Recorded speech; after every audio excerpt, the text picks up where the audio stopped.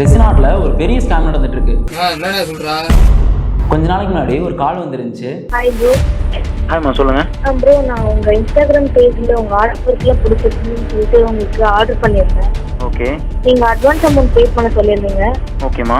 So நான் பே பண்ணேன். அதுக்கப்புறம் எந்த ரெஸ்பான்ஸும் இல்லை, ரிப்ளே இல்லை ப்ரோ. அதனால தான் நான் உங்களுக்கு இந்த நம்பருக்கு கால் பண்ணேன். நம்ம இன்ஸ்டாகிராம்லேயே அட்வான்ஸ் அமௌண்ட் பே பண்ண சொல்லியிருந்தோமா? ஆமாம் ப்ரோ. ஓகே.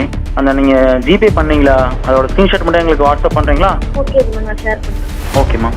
அவங்க என்ன பண்ணியிருக்காங்க அப்படின்னா, நம்மளோட இன்ஸ்டாகிராமில் நம்ம நிறைய ரெசினாட் வீடியோ ஃபோட்டோலாம் போட்டிருக்கோம் இல்லையா, அந்த ஃபோட்டோவை வேற ஒரு இன்ஸ்டாகிராம் டேல யாரோ ஒருத்தர் போட்டிருக்காங்க. ஸோ அதை போட்டு நம்ம வைக்கிற விட ரொம்ப லோ ப்ரைஸில், ரொம்ப கம்மியான ப்ரைஸில் வச்சு அட்வான்ஸ் அமௌண்ட் கேட்டிருக்காங்க. இவங்களும் பே பண்ணிட்டாங்க. பே பண்ணிட்டு அதுக்கப்புறம் அந்த ஐடியிலேருந்து எந்த ரெஸ்பான்ஸுமே வரல. அவங்க இன்ஸ்டாகிராமில் மட்டும்தான் கான்டெக்ட் பண்ணுறாங்க, வேற வாட்ஸ்அப் இல்லை கால் எந்த காலுமே பண்ண மாட்டாங்க. ஸோ ரெஸ்பான்ஸ் வராதுக்கப்புறம் அந்த கஸ்டமர் என்ன பண்ணுறாங்கன்னா, அதில் கீழே நம்மளோட வாட்டர் மார்க் இருக்கும் இல்லையா, நெல்லாஸ் அடிஷனல் இருக்கும் இல்லையா, ஸோ அதை பார்த்து நம்ம ஐடியில் கான்டெக்ட் பண்ணி நம்ம கால் பண்ணுறாங்க. நம்ம எல்லா நம்பரும் போட்டிருப்போம், நம்ம ஆஃபீஸ் நம்பர், பர்சனல் நம்பர் எல்லாமே போட்டிருப்போம் இல்லையா. ஸோ அதை வச்சு பார்த்துட்டு கால் பண்ணி, நான் உங்களுக்கு அட்வான்ஸ் அமௌண்ட் சென்ட் பண்ணேன், எங்களுக்கு வந்து நீங்க எந்த ரெஸ்பான்ஸுமே கொடுக்கல, என்னோட ஒர்க் என்னாச்சுன்னு கேட்குறாங்க. நான் பார்க்குறேன் எங்களோட எதுவுமே ரிஜிஸ்டர் ஆகல. ஏன்னா நம்ம கூகுள் ஷீட் என்டர் பண்ணிருக்கோம், எல்லாமே ப்ராப்பராக ஃபாலோ பண்ணிட்டு இருக்கோம், எதுவுமே ரிஜிஸ்டர் ஆகல. அவங்க கேட்குறேன், நீங்க யாருக்குமா பே பண்ணீங்க, உங்களோட கூகுள் பே ஸ்கிரீன்ஷாட் வந்து நீங்க சென்ட் பண்ணுன்னு சொல்லி கேட்டிருந்தேன். அவங்க சென்ட் பண்ணாங்க. அதில் பார்த்தா வேற யாருக்கும் அவங்க சென்ட் பண்ணிருக்காங்க. ஸோ அதுக்கப்புறம் தான் விஷயம் புரியுது. அவங்க என்ன பண்ணிருக்காங்கன்னா, நம்மளோட ஒர்க் வந்து வேற ஒரு இன்ஸ்டாகிராம் ஐடியில போட்டிருக்காங்க. அதை பார்த்துட்டு அட்வான்ஸ் அமௌண்ட் சென்ட் பண்ணிட்டாங்க. அவங்க சென்ட் பண்ணதுக்கு அப்புறம் வந்து அவங்க ரிப்ளை பண்ணல, பிகாஸ் அது வந்து ஒரு ஃபேக் ஐடி.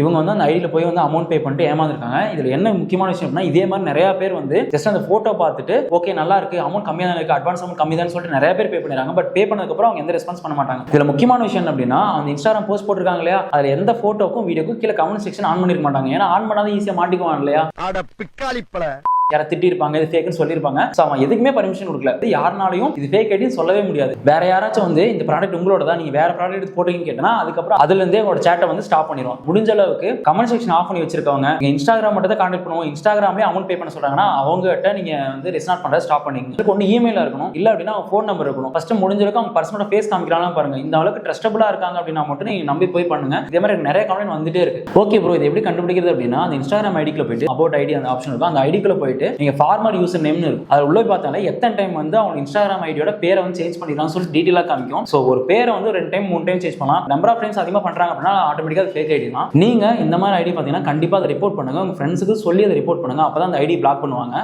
இந்த வீடியோவை ரெஸ்னாட் பண்ணணும்னு நினைக்கிறவங்களுக்கும் ரெஸ்னாட் பண்ற ஆர்டிஸ்ட்டுக்கும் இந்த வீடியோ ஷேர் பண்ணுங்க. நெக்ஸ்ட் டிஃபரெண்டான வீடியோ மீட் பண்ணலாம். அது வரைக்கும் லவ் யூ ஆல்.